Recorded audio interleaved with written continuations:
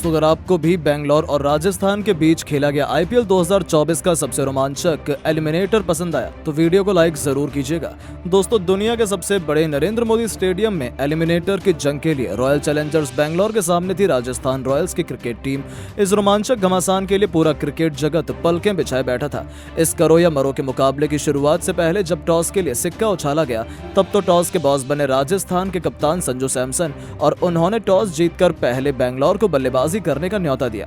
दोस्तों, बेंगलोर की तरफ से रनों की ताबड़तोड़ बरसात करने के इरादे से किंग विराट कोहली के साथ फाफ डु प्लेसिस की खतरनाक जोड़ी मैदान में उतरी थी, जिनके कंधों पर अपनी टीम को एक बेहतरीन शुरुआत दिलाने की बड़ी जिम्मेदारी थी और उन्होंने विस्फोटक अंदाज में अपनी टीम को शुरुआत भी दिलाई। दूसरे ही ओवर में संदीप शर्मा को आड़े हाथों लेते हुए चौका जड़कर किंग कोहली ने अपना खाता खोला तो डुप्लेसी ने अगली ही गेंद को छक्के में तब्दील कर अपने तेवर राजस्थान को दिखा दिए थे।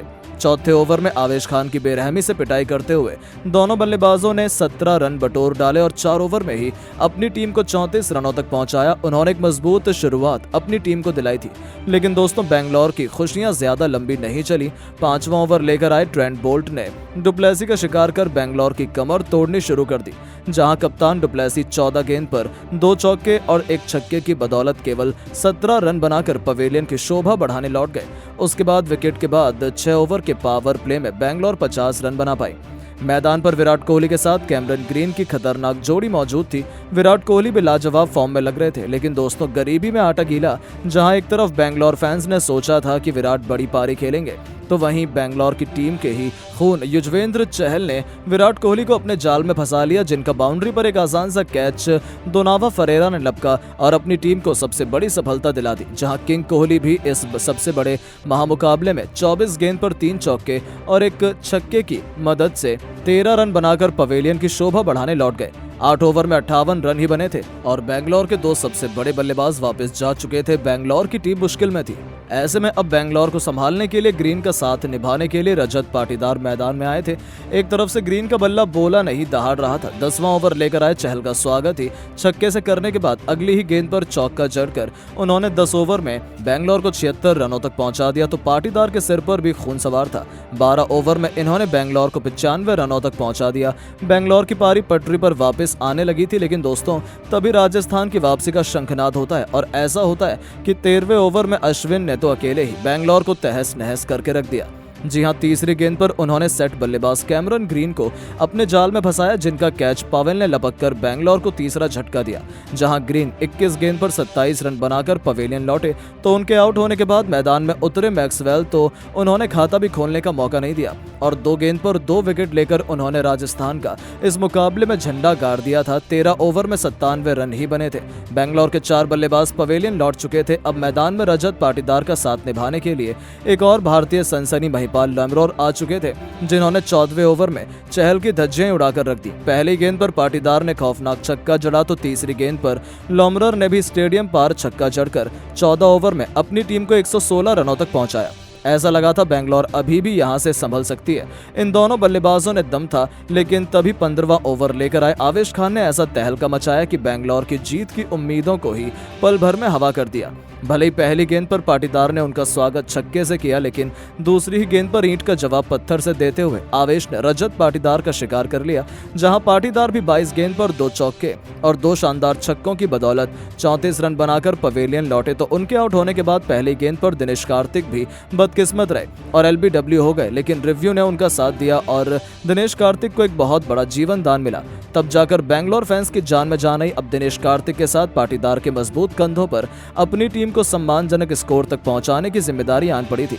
16 ओवर में चहल को आड़े हाथों लेते हुए लैमरोर ने अंतिम गेंद पर एक और छक्का लगाया, तो दिनेश कार्तिक भी फॉर्म में वापस आ चुके थे। दोनों तेजी से अपनी टीम को आगे बढ़ा रहे थे। 18 ओवर में इन्होंने आरसीबी को 154 रनों तक पहुंचा दिया, लेकिन दोस्तों तभी आवेश खान के सामने दिनेश कार्तिक भी अपने घुटने टेक जाते। कार्तिक 13 गेंद पर केवल 11 रन बना पाए, तो दिनेश कार्तिक के वापस जाते 5वीं गेंद पर महिपाल लॉमरर भी बाउंड्री पर खड़े पवेल को अपना आसान सा कैच थमा पवेलियन की शोभा बढ़ाने लौट गए। उन्होंने 17 गेंद पर 2 चौके और 2 बेहतरीन छक्कों की बदौलत 32 रनों का बहुमूल्य योगदान दिया और 159 रनों पर ही बेंगलोर ने अपने 7 बल्लेबाज गंवा दिए थे। हालांकि अंतिम ओवर में आते ही करण शर्मा ने संदीप के आड़े हाथों लेते हुए चौके से अपनी शुरुआत की तो स्वप्निल सिंह ने चौथी गेंद को स्टेडियम के दूसरे स्टैंड में छक्के के लिए डिपॉजिट कर निराश बेंगलोर फैंस को जश्न मनाने का मौका दिया। हालांकि पारी की अंतिम गेंद पर संदीप शर्मा ने करण शर्मा का शिकार कर अपना बदला तो ले लिया, लेकिन फिर भी बेंगलोर ने 20 ओवर में 172 रन 8 विकेट के नुकसान पर बना लिए थे। स्वप्निल सिंह 4 गेंद पर 9 रन बना गए, जहां राजस्थान के लिए आवेश खान ने सबसे अधिक 3 सफलताएं हासिल की। अब राजस्थान के सामने कंपैरिजन में एक आसान सा लक्ष्य था, लेकिन बेंगलोर इतनी आसानी से उन्हें ये चेस कहां करने देने वाली थी। राजस्थान की तरफ से टॉम कॉलर के मोर के साथ यशस्वी जायसवाल की विस्फोटक जोड़ी मैदान में उतरी थी, लेकिन पहले ओवर में स्वप्निल सिंह की कातिलाना गेंदबाजी के आगे ये दोनों पूरी तरीके से खामोश रहे। पहले ओवर में केवल 2 रन राजस्थान बना पाई थी। दोनों बल्लेबाज दबाव में नजर आ रहे थे, यहाँ तक कि दूसरा ओवर लेकर आए मोहम्मद सिराज ने भी अपनी आग उगलती हुई गेंदबाजी से दोनों बल्लेबाजों को बांधे रखा। आलम तो ऐसा था, लग रहा था कि रंगीन कपड़ों में हमें टेस्ट क्रिकेट का रोमांच देखने को मिल रहा है। लेकिन दोस्तों, तभी तीसरे ओवर में यशस्वी जायसवाल का बल्ला गरजता है और विकेट टेकर यश दयाल को आड़े हाथों लेते हुए यशस्वी ने लगातार 1 नहीं 2 नहीं बल्कि 4 गेंद पर थप्पड़ की तरह 4 करारे चौके जड़े और बेंगलोर के गेंदबाजों की धज्जियां उड़ानी शुरू कर दी। तो यशस्वी को खतरनाक बल्लेबाजी करता देख टॉम ने भी अपना असली रंग दिखाते हुए मोहम्मद सिराज का चौथे ओवर में स्वागत पहली गेंद पर मैदान को चीरते हुए 2 चौके जड़कर कर दिया। तो 5वीं गेंद पर जायसवाल ने एक और चौका बटोरा और 4 ओवर में ही अपनी टीम को अपनी विस्फोटक बल्लेबाजी से 35 रनों तक पहुंचा दिया। उन दोनों ने एक मजबूत साझेदारी बनाई थी। बेंगलोर के तो पसीने ही छूट गए थे। उनके खेमे में मायूसी और टेंशन साफ तौर पर नजर आ रही थी, क्योंकि राजस्थान इस मैच में पूरी तरीके से हावी थी। तो वहीं 5वां ओवर लेकर आए यश दयाल की पहली गेंद पर लॉमरर को आउट करने का मौका मैक्सवेल के पास था। उनका खेला गया शॉट सीधा मैक्सवेल की गोदी में आ गया था। सबको लगा था कि बेंगलोर को पहले विकेट मिल गया, लेकिन इतने बेहतरीन फील्डर ने भी जब उस कैच को अपने हाथों से जाने दिया, तब बेंगलोर खेमे में मातम का माहौल छा गया और फिर जले पर नमक छिड़कते हुए टॉम ने चौथी और 6वीं गेंद पर एक के बाद एक 2 चौके जड़कर बेंगलोर की हार की दर्दनाक दास्तान लिखनी शुरू कर दी थी। 5 ओवर में राजस्थान ने 45 रन बना दिए थे। मुश्किल से 90 गेंद पर उन्हें जीत के लिए 128 रन चाहिए थे। सबने सोचा था कि राजस्थान आसानी से जीत जाएगा, लेकिन तभी इस मुकाबले में बेंगलोर ऐसा चमत्कार कर जाती है कि पूरा क्रिकेट जगत दांतों तले उंगलियां दबाने पर मजबूर हो जाता है। पावर प्ले का आखिरी ओवर लेकर आए लॉकी फर्ग्यूसन ने टॉम कॉलर कैडमोर के तीनों विकेट उखाड़कर अपनी टीम को पहली सफलता दिलाई, जहां टॉम 15 गेंद पर 4 चौकों की बदौलत केवल 20 रन बनाकर पवेलियन लौट गए। हालांकि उनके आउट होने के बाद मैदान में उतरे संजू ने यशस्वी के साथ मिलकर तेजी से अपनी टीम को आगे बढ़ाना शुरू किया। उनकी घातक बल्लेबाजी का नतीजा हुआ कि 9 ओवर में ही राजस्थान 80 रन बना चुकी थी। आसानी से वो जीतने वाले थे ऐसा सबने सोच लिया, लेकिन फिर जो हुआ उस पर तो कोई भरोसा ही नहीं कर पाया।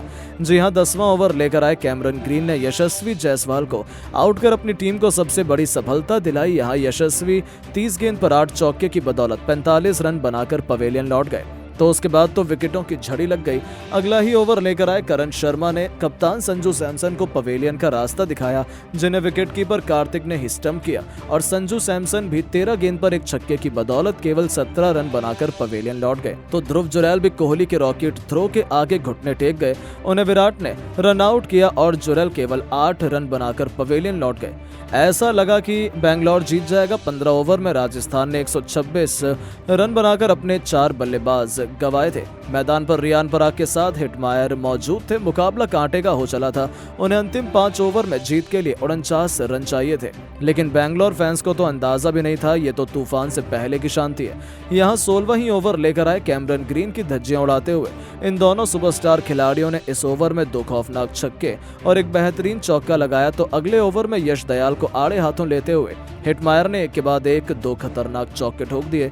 17 ओवर में राजस्थान को 154 रनों तक पहुंचाया और मैच को ऐसा पलटा कि अंतिम 18 गेंद पर राजस्थान को जीत के लिए केवल 18 रन चाहिए थे।